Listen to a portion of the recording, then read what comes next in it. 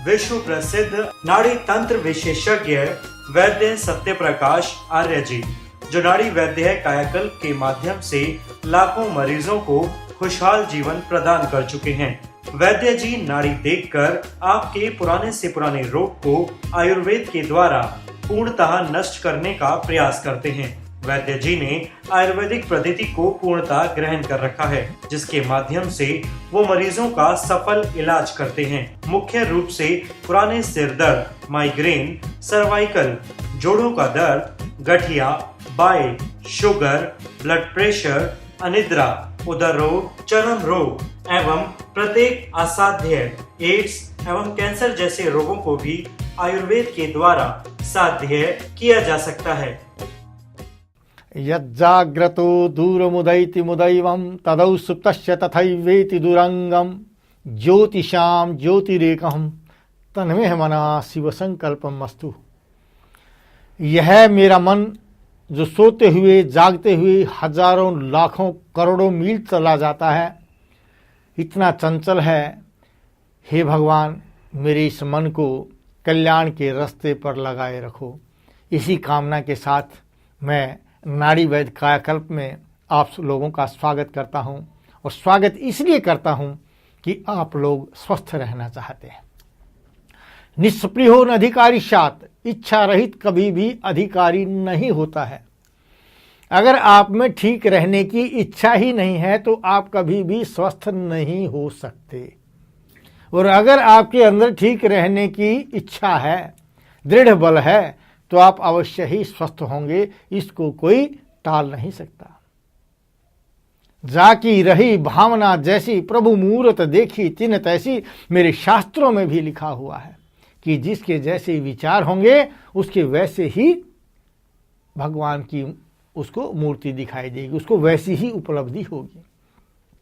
अगर आप ये सोचते हैं कि आप रोगी हैं तो आप अवश्य ही रोगी रहेंगे, लेकिन आप सब कुछ जानते हुए भी ये समझेंगे कि चलो, मान लो आपका एक हाथ काम नहीं कर रहा, आप पैरालाइज के रोगी हैं।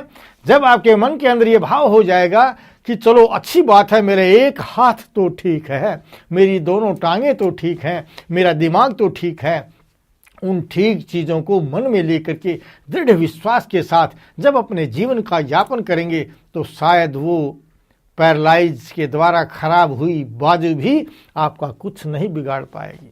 मेरा कहने का भाव यह है कि अपने मन को आप दृढ़ रखिए। जब आपका मन दृढ़ होगा तो आपको वो प्रत्येक चीज अवश्य ही प्राप्त होगी जिसको आप प्राप्त करना चाहते हैं। जब मैंने आयुर्वेद में एडमिशन लिया, उस समय पर लोग आयुर्वेद के बारे में अच्छी धारणा नहीं रखते थे। लोग अंग्रेजी दवाओं और टीके पर विश्वास करते थे। 86 की बात है, गांव में देहात में, यहाँ तक कि किसी बड़े शहर के अंदर भी बगैर इंजेक्शन के और बगैर गोली के पैसा नहीं मिलता था एक डॉक्टर को। ऐसे समय पर जब लोग अंग्रेजी को बोलना अच्छा समझते थे तो मेरे पिताश्री ने मुझसे कहा कि बेटा क्या करना चाहता हो। क्योंकि मैं गुरुकुल का पढ़ा हुआ था, मेरे अंदर एक विचार था कि मैं संस्कृत का प्रसार और प्रसार करूँगा, मैं अपनी संस्कृति का प्रसार करूँगा। मेरे के अंदर एक भाव था कि अपने राष्ट्र के लिए कार्य करूँगा। तो मैंने पिता से कहा कि पिताश्री, मुझे ऐसा कोई कोर्स बताइए जिसमें मुझे अंग्रेजी का अध्ययन ना करना पड़े। उस समय पर कोई आयुर्वेद को करके खुश नहीं होता था, बीएमएस बनना नहीं चाहता था, आयुर्वेदाचार्य की डिग्री प्राप्त नहीं करना चाहता था। पिता ने कहा कि एक है तो बीएमएस का कोर्स, लेकिन उसके बाद आजीविका कहाँ से आएगी। मैंने कहा मैं उस कोर्स को करना चाहता हूँ। मैं आजीविका को प्राप्त नहीं करना चाहता, लेकिन उस कोर्स को करके मैं अपने राष्ट्र को समृद्ध बनाना चाहता हूँ। मैंने आयुर्वेद का अध्ययन किया, डिग्री प्राप्त की। डिग्री प्राप्त करने के पश्चात जैसे ही मैं अपने गांव में पहुंचा डॉक्टरी करने के लिए, मैंने अपना औषधालय खोला तो वहाँ पहले चले हुए जो डॉक्टर्स थे उन्होंने कहा कि आप तो डिग्री करके आए हैं, आप इस गाँव में क्यों आ गए, आप किसी शहर में क्यों नहीं बैठे। तो मैंने हंसते हुए कहा कि आप लोग जिन कपड़ों को पहन कर बैठे हैं, ये कपड़े तो आपके नहीं फटे, और मैं जिन वस्त्रों के साथ, जिन विचारों के साथ यहाँ बैठा हूँ, ये मेरे विचार तो नहीं खत्म होंगे। मैंने अपने दृढ़ संकल्प के साथ अपने आप को दृढ़ संकल्पी बनाते हुए मैंने कभी एलोपैथी का प्रयोग नहीं किया। मैंने कभी अंग्रेजी दवाओं का प्रयोग नहीं किया। हाँ, अंग्रेजी दवाओं के दुष्प्रभाव को देखकर मन के अंदर एक दृढ़ता पैदा होती जा रही थी। क्यों बीपी की दवाई खा के हम सारी जिंदगी बीपी और हृदय के रोगी बनते जा रहे हैं? क्यों हम शुगर की दवाओं का प्रयोग करते करते हमारी किडनी खराब हो गई है? क्यों हम शुगर की दवा का प्रयोग करते करते आंखों से देखना बंद कर गए हैं? क्या कारण है कि उस दवा का प्रयोग करते करते डॉक्टर कहते हैं कि आप कंट्रोल में हैं, हमारे घुटने चले गए, हमारी पूर्ण शक्ति खत्म हो गई। मन के अंदर एक दृढ़ शक्ति, इच्छा शक्ति जो जागृत होती थी कि हमें आयुर्वेद में कुछ करना चाहिए। मैंने घोर अध्ययन किया चरक का, पढ़ा और पाया कि कहाँ हमसे गलती हो गई है। तो मैंने देखा कि महाभारत में जिस भीम ने एक रसायन का प्रयोग करके 10,000 हाथियों का बल प्राप्त किया, अश्विनी कुमारों ने च्यवनप्राश का निर्माण करके च्यवन ऋषि को बूढ़े से जवान बना दिया और बुढ़ापे में संतान पैदा कर दी। लेकिन हमारे यहाँ बनाए गए च्यवनप्राश से खांसी नहीं जाती। फिर देखा, जब आगे अध्ययन किया तो शास्त्रों में बड़ा स्पष्ट लिखा हुआ है कि जो व्यक्ति निंदक हो, जो व्यक्ति चोर हो, जिसके भाव जो है भावहीन हो, जो औषधियों के अंदर अपने आप को तपस्या के साथ नहीं रखता, वहाँ औषधि काम नहीं करती। फिर आगे पढ़ा और देखा कि जिस तरह से बारात का भोजन हम एक दिन करते हैं, अगले दिन नहीं कर पाते, होटल का भोजन एक दिन करते हैं, अगले दिन नहीं कर पाते, लेकिन घर का भोजन सारा जिंदगी करते हैं, कभी रोग पैदा नहीं होते। समझ में आया कि भावों से भावित नहीं थे। एक माँ का घर में जो भोजन बनाया गया था उसका एक भाव था, पत्नी का एक भाव था, बेटी का एक भाव था कि खाने वाला मेरा अपना है। उन्हीं भावों से जिस अन्न का निर्माण किया और उस अन्न का प्रयोग करके मैं सारी जिंदगी स्वस्थ रहा। लेकिन जिस होटल का भोजन हमने किया उसका भाव मात्र पैसा कमाने का था, उसने पैसा कमा लिया। जिस बारात का भोजन हमने ग्रहण किया वहां मात्र उसका एक भाव था कि एक दिन का भोजन करना, अगले दिन भोजन करना नहीं, तो हम अगले दिन भोजन नहीं कर पाते। तो समझ में आया कि आज ये औषधि क्यों काम नहीं कर रही।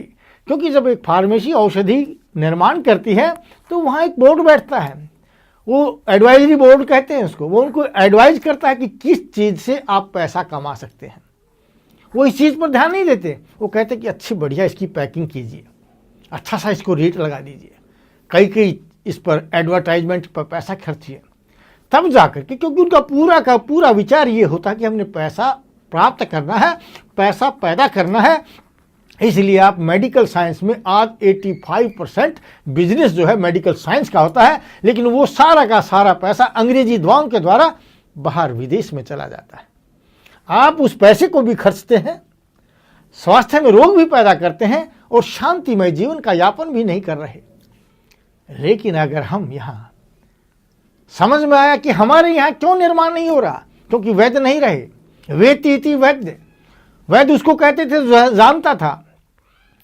कई बार आप देखिए, एक व्यक्ति को धात जा रही है, वो चेकिंग करा रहे हैं, डॉक्टर कहते हैं आपको कोई बीमारी नहीं है। कई व्यक्ति जाते हैं जी पेट में दर्द है, खाया पिया लगता नहीं, डॉक्टर की चेकिंग में कुछ नहीं आ रहा, वो कहता कि आपको कोई रोग नहीं है।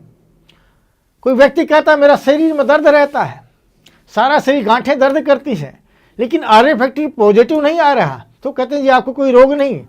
क्योंकि वो बेचारे उतना ही जानते हैं जो आज की साइंस ने कंप्यूटर के अंदर भरा हुआ है।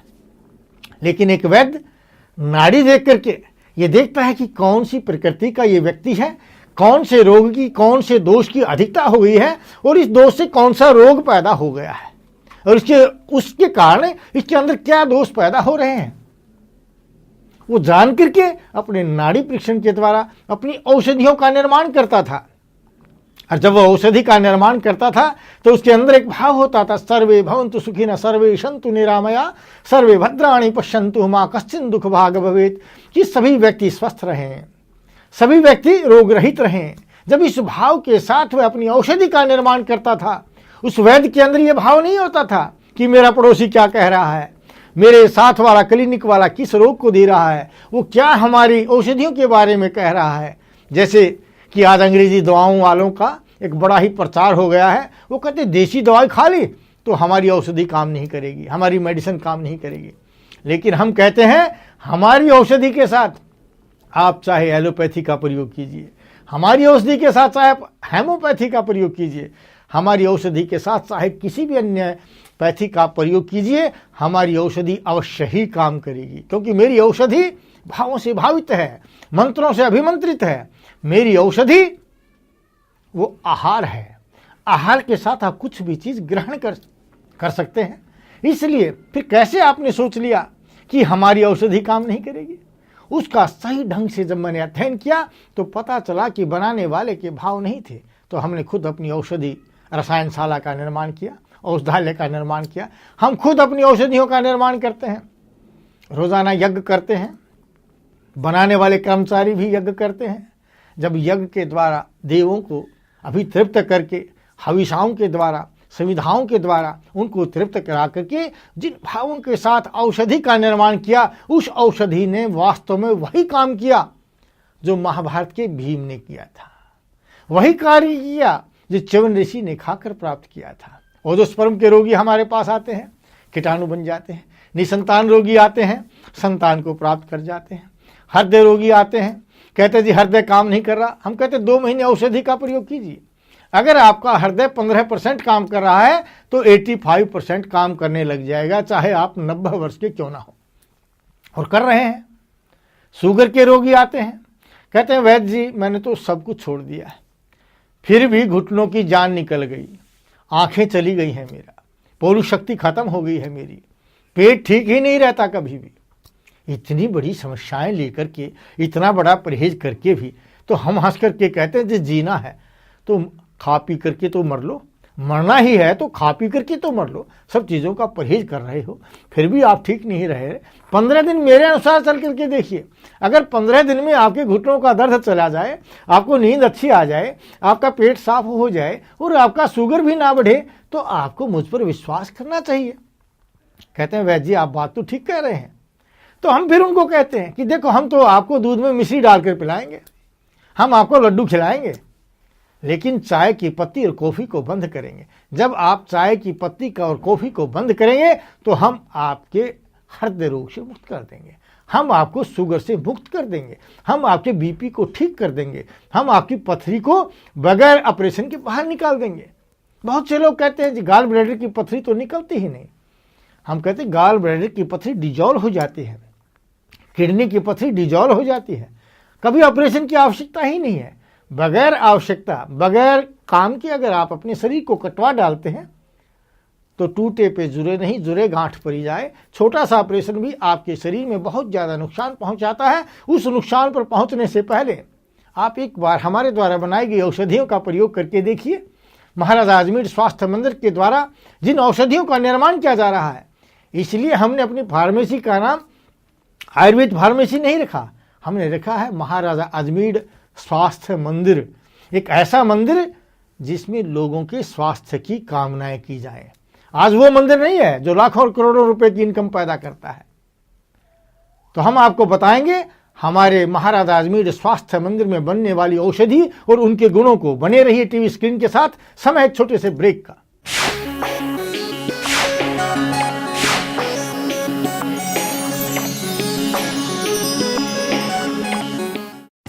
वैद्य सत्य प्रकाश आर्य जी, नाड़ी विशेषज्ञ, पता मकान नंबर 1051, हुड्डा सेक्टर 1, रोहतक, हरियाणा। संपर्क करें 0895 000 1241 4243, 0895 000 1244 4546, 09212 188844 5566। मिलने का समय सुबह 5 बजे से दोपहर 3 बजे तक। हमारा ईमेल एड्रेस है ajmer2@yahoo.com। हमारी वेबसाइट www.nadivaidyankayakal.com। अजमेर स्वास्थ्य मंदिर की शाखा अपने शहर में खोलने के इच्छुक व्यक्ति संपर्क करें 08607192222। महाराजा अजमेर स्वास्थ्य मंदिर शाखाओं से वैद्य जी द्वारा निर्मित, भावों से भावित और मंत्रों से अभिमंत्रित प्रत्येक औषधियों को प्राप्त किया जा सकता है।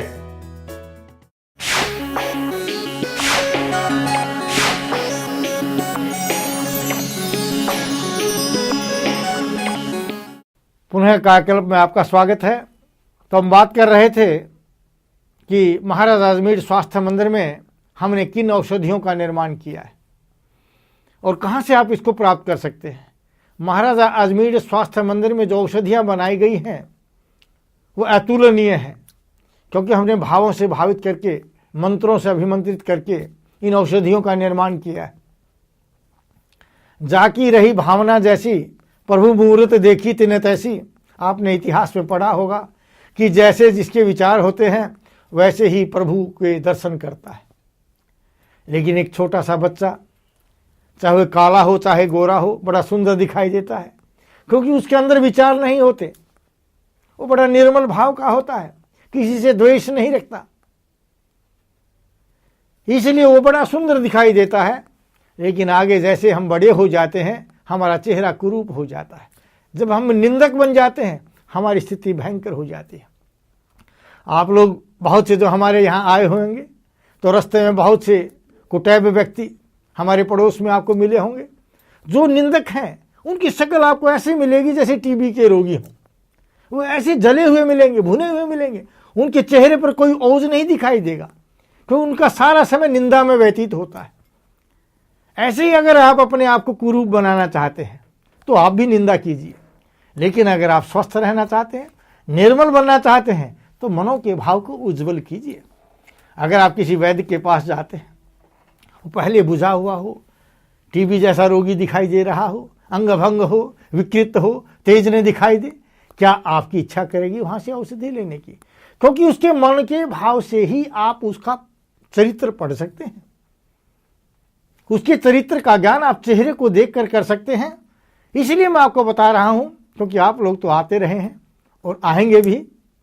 तो जिन निंदकों की आपने शक्ल देखी होगी उनमें आपने टीबी जैसा दर्शन किया होगा। वहां कोई तेज दिखाई नहीं दिया होगा, वहां कोई ओज नहीं दिखाई दिया होगा। इसलिए जीवन में सफलता प्राप्त करने के लिए आपको किस व्यक्ति की बात को मानना चाहिए? जिसका चेहरा तेजस्वी हो। आप देखिए भगवान कृष्ण का रूप, देखिए भगवान राम का, महर्षि दयानंद सरस्वती का रूप देखिए, महर्षि विवेकानंद का देखिए। जितने भी आपके महर्षि ऋषि हुए हैं आप उनको देखिए, कितने तेजस्वी, कितने कोमल हैं, कितना आपके शरीर को प्रभावित कर रहे हैं। जीवन में सफलता प्राप्त करने के लिए भी इसलिए चेहरे को पढ़ा जाता था। चेहरा पढ़ लिया आपने, अगला देखिए उसका रूप क्या है, देखिए उसके अंदर कुछ ओज है या नहीं है। अगर उसके अंदर ओज नहीं है, उसका चेहरा बुझा हुआ है, तो समझो निकृष्ट है, रोगी है। रोगी कुछ भी कह सकता है। जीवन की सफलता को प्राप्त करने की ये बात मैं यूं बता रहा हूं आपको कि मेरे बहुत से साथी आते हैं, कहते हैं वैद्य जी ये बताइए कौन सा मंत्र आपने पढ़ लिया, किसकी आप जप करते हैं, क्यों आप विश्वविख्यात हो गए? आयुर्वेद तो हमने भी पढ़ा था।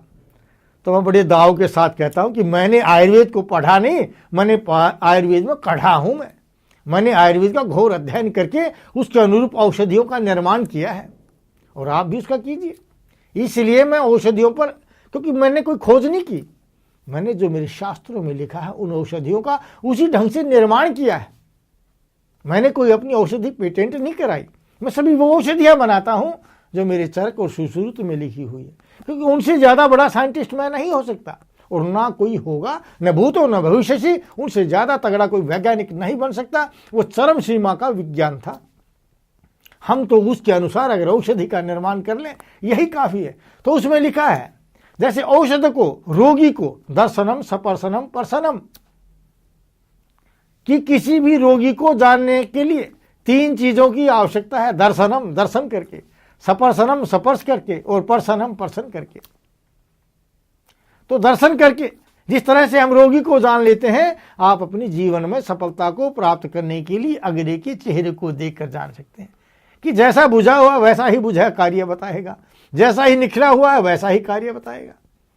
जिस चीज के साथ जैसा आप व्यवहार करेंगे वहां से वैसे ही मिलेंगे। एक कहावत है हमारी हरियाणवी भाषा में, कि बिटोरे से गोसे ही निकलते हैं। जहां पशुओं का जो गोबर होता है, गाय का गोबर होता है, उसका जो उपला बनाया जाता है, उसको जहां रखा जाता है तो उसको बिटोरा बोलते हैं कि बिटोरे से गोसे ही निकलेंगे और कुछ नहीं निकल सकता। तो जैसे जिसके विचार हैं वहां से वैसी ही चीजें प्राप्त होती हैं। तो स्वस्थ रहने के लिए, समृद्ध रहने के लिए और जीवन में शांतिमय रहने के लिए अपने मन के अंदर ऐसी कोमलता पैदा कीजिए, आप अवश्य ही समृद्धियों को प्राप्त करेंगे। चाहे हजारों कांटे हो जाएं, हजारों निंदक पैदा हो जाएं, आप अपनी बुलंदियों तक पहुंचते रहेंगे। लेकिन उसके साथ साथ यज्ञ अवश्य करें। यज्ञ हो वही पुराण है, पुराणों में यज्ञ को श्रेष्ठ कहा गया है, यज्ञ को करना चाहिए। और महर्षि दयानंद सरस्वती के उस वाक्य को मैं साक्षर करना चाहता हूं जिसमें उसने कहा है कि हे भगवान, जब वो मृत्यु के समय से पहले उनको कई बार जो था विरोधियों ने जहर दे दिया, वो जहर को बार बार निकालते रहे। अंतिम समय पर जब जहर के साथ शीशा पिला दिया गया तो उन्होंने हंसते हुए कहा कि हे भगवान, अगर मेरा कार्य पूरा हो चुका है तो मुझे आपके कर्म क्षेत्र में बाधा नहीं पहुंचानी चाहिए। आप स्वयं चाहते हैं कि मैं आपके पास आ जाऊं तो मैं अपने शरीर का परित्याग कर देता हूं। मतलब एक ऐसा ऋषि जिसको पता है कि तू मरने जा रहा है, हंसते हुए कह रहा है। और जिस व्यक्ति ने उसको जहर दिया, शीशा पिलाया, उस व्यक्ति को बुलाकर कहता कि पैसे ले जाओ और जल्दी से यहां से निकल जाओ, नहीं तो लोग तुझे मार देंगे। उस व्यक्ति को प्रसन्नतापूर्वक धन दे रहा है और कह रहा है कि तू चला जा, नहीं तो तेरे जीवन को खतरा हो जाएगा। उस ऋषि दयानंद की तरह से अपने जीवन को इतना आनंदमय बना लीजिए कि मृत्यु भी आप हंसते हंसते वर्ण कर लें तो आप कभी रोगी नहीं बन सकते। छोटा सा दर्द हो जाता है, सारा दिन आप कराहते रहते हैं, लेकिन एक छोटा सा बच्चा जिसका हाथ टूट जाता है, उसकी माता अगर हृदय से लगा लेती है तो खुश हो जाता है, क्योंकि उसके मन के अंदर ये भाव नहीं होते। निश्चल है। जब आप निश्चल भाव से हो जाएंगे तो गठिया का दर्द स्वयं दूर हो जाएगा। जब आप ये सोचते हैं कि हाय मेरे घुटने में दर्द है, तब आपको दर्द का ज्यादा एहसास होगा। और स्वस्थ रहना चाहते हैं तो आप ये समझिए कि भगवान ने दे दिया है, और दे दिया जैसा दिया इसी हाल में मैं काम करके दिखाऊंगा। अगर कोई व्यक्ति, मान लो आपके पिताजी हैं, मेरे पिताजी हैं और एक साधारण परिवार का हूं, मुझे कहीं बाहर भेजना है, वो मुझे साइकिल दे देते हैं तो मुझे खुश होना चाहिए कि मेरे पिता ने मुझे साइकिल दिया है, मैं साइकिल पर जाकर काम पूरा करूंगा। अगर मेरे पिता मुझे कार देते हैं तो मुझे खुश होना चाहिए कि कार दी है। और मेरे पिता मुझे अगर कहते कि पैदल जाकर के काम पूरा करवाओ तो मुझे खुश होना चाहिए कि मुझे इस लायक तो समझा कि मैं पैरों से चलकर काम को पूरा तो कर सकता हूं। ऐसे जिस भाव में आप हैं, जिस रोग से आप रोगी हैं, जैसा शरीर आपको मिला है, उसी शरीर से आपको संतुष्ट होना चाहिए कि भगवान इसी रूप में आपसे काम चाहता है और आप अपने कार्य को पूरा करके दिखाइए। लेकिन अगर वैसी चीज प्राप्त करके, जैसे साइकिल वाला या कार वाला बच्चा अपने पिता को गाली देने लग जाए कि उसको तो कार दे दी, मुझे साइकिल दे दिया, तो ये अपराध हो गया। आपको हर हाल में खुश रहना चाहिए, हर रोग में खुश रहना चाहिए और ये समझ करके अपना जीवन यापन करना चाहिए कि भगवान ने जिस हाल में मुझे दिया है मैं उसी हाल में अपने मानव कर्म को पूरा करूंगा। तभी आप स्वस्थ रह सकते हैं। और आपके इस मनोभावों को दृढ़ करने के लिए जिन भावों से मैंने रसायन का निर्माण किया है, आप हमारे इस रसायन का प्रयोग करके देखिए। पंजाब से बहुत से लोग आते हैं, कहते हैं वैद्य जी नशे को छुड़ाने के लिए कोई औषधि बनाई है? क्या हुआ जी, किसके लिए चाहिए? हमारा बच्चा बुक्की खाता है जी, अफीम खाता है जी, चरस पीता है, बड़े दुखी हैं बेचारे। तो मैंने कहता हूं कि मैंने जिस वैदिक कटुअर्क का निर्माण किया है, आप अपने बच्चे को एक बार ये पिला करके देखिए। क्योंकि मेरे मन के अंदर जो भाव है, मेरे मन के अंदर जो विचार है कि मैं आपको स्वस्थ रखना चाहता हूं, मैं आपको रोग से मुक्त रखना चाहता हूं, इन्हीं भावों का जो प्रभाव है मेरी औषधि में, वह आपके बच्चे को जरूर नशे से मुक्त कर देगा। और उन लोगों ने जब उसको पिलाया, बच्चे ने नशा छोड़ दिया, आकर के कहने लगे वैद्य जी मैं बड़ा खुश हूं, आपके वैदिक कटुअर्क को मैंने अपने बच्चे को पिलाया था, अब वो चरस नहीं पीते हैं, अब वो लड़ाई नहीं करता है, झगड़ा नहीं करता है। तो मुझे बड़ी खुशी हुई, क्योंकि मैं कभी नहीं कहता कि मैं नशा छुड़वा दूंगा। मैं कहता हूं कि अगर नशा छोड़ने वाला चाहता है कि मैं नशा छोड़ना चाहता हूं, मैं अवश्य ही प्रत्येक नशे से आपको मुक्त कर सकता हूं। बहुत सी महिलाएं आती हैं, कहती जी चाय नहीं छोड़ सकती। मैं उनको कहता हूं 2 दिन मेरी बात मान लीजिए और हमारे वैदिक कटुअर्क को पी लीजिए, आपको चाय की इच्छा नहीं करेगी। आज वे बड़ी खुश हैं, कहती जी चाय छोड़ दी, क्योंकि चाय भी एक नशा है। बीड़ी पीने वाला बीड़ी छोड़ देता है, शराब पीने वाला शराब छोड़ देता है, चरस भांग अफीम खाने वाला व्यक्ति उसको छोड़ देता है, क्योंकि मेरी औषधियों के अंदर मेरा भाव है। हमारे बनाने वालों का एक भाव है, विचार है कि हमें स्वस्थ रखना है, और दृढ़ता है। दृढ़ता इसलिए है कि हमने अपने मनोबल को दृढ़ बनाया है। हमारे अंदर एक विचार था कि हम आयुर्वेद में एक ऐसी औषधि का निर्माण करें जो राष्ट्र को समृद्ध बनाए। हम एक ऐसी औषध का निर्माण करें कि लोग मुझसे कहें कि वैद्य जी इसके लिए क्या है। मुझे बड़ी खुशी होती है जब मेरे पीजीआई जो बड़ा हॉस्पिटल हमारे पास बना हुआ है, वहाँ के एमएस का एक फ़ोन आता है। वहाँ के बहुत से एमएस कहते हैं कि मेरी माँ आपके पास गठिया रोग का इलाज करने के लिए आ रही है, मेरी बहन आपके पास आ रही है, कृपया जल्दी है, समय है, जल्दी नंबर उसका जल्दी लगवा दीजिए। मुझे बड़ी खुशी होती है कि वे व्यक्ति उस पैथी के जो अपने आप को सर्वोपरि समझते हैं, उन लोगों के मन में ये तो कहीं न कहीं भाव आ गया कि वैद्य जी आपको ठीक कर देंगे, क्योंकि वे जानते हैं जिन औषधियों का वो प्रयोग कर रहे हैं उनका साइड इफेक्ट्स है। जिस पेन किलर्स का प्रयोग करके, जिन स्टीरॉइड्स को दे करके वे आपके शरीर को नष्ट कर रहे हैं, वैद्य जी के पास ऐसी चीज़ नहीं मिलेगी। वैद्य जी आपके शरीर को संपूर्ण स्वास्थ्य दे सकते हैं, वहाँ किसी प्रकार का कोई दुष्प्रभाव नहीं होगा। इसलिए बड़े विश्वास के साथ वे भेजते हैं और हमें बड़ी खुशी होती है कि हमने उस लक्ष्य को प्राप्त किया जिस लक्ष्य को सन 86 में मेरे साथ कहा गया था कि आयुर्वेद में आप कुछ नहीं कर सकते। आज विश्व के अंदर हमारे द्वारा बनाई गई औषधियाँ जो महाराजा अजमेर स्वास्थ्य मंदिर में बनाई जाती हैं, उनका लोग प्रयोग करते हैं। विशेषकर हमारा रसायन, जब कनाडा से फ़ोन आता है कि हमने आपका रसायन प्रयोग किया था, मैं नर्वस था, डिप्रेशन में रहता था, अब मैं बड़ा खुश हो गया हूँ, मेरा वैवाहिक जीवन बड़ा दुर्लभ हो गया था, मैं मरना चाहता था, जीने की इच्छा नहीं थी, आपका रसायन खा करके बड़ी खुशी हो रही है, तो मुझे बड़ा आनंद होता है। क्योंकि रसायन हमने एक ऐसी औषधि बनाई है जो आपके शरीर के प्रत्येक अंग को मजबूत करेगा।